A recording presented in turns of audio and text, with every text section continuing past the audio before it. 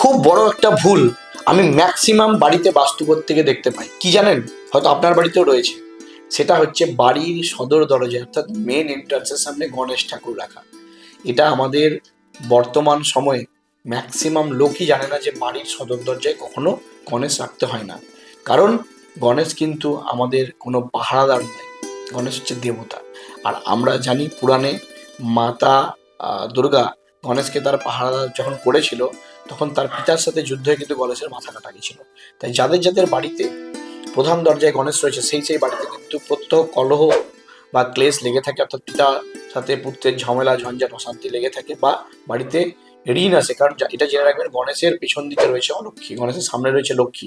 অর্থাৎ আপনি যদি বাড়ির সদর দরজার সামনে গণেশ লাগান, পেছন দিকটা কিন্তু আপনার বাড়ির ভেতরে ঘুরছে। তাই আজই আপনারা সেই ঠিক তার অপোজিট দিকে একটি গণেশ ঠাকুর সমানভাবে লাগিয়ে দিন, বা সামনে থেকে গণেশটি খুলে দিন, নাহলে কিন্তু বিপদ আসতে পারে।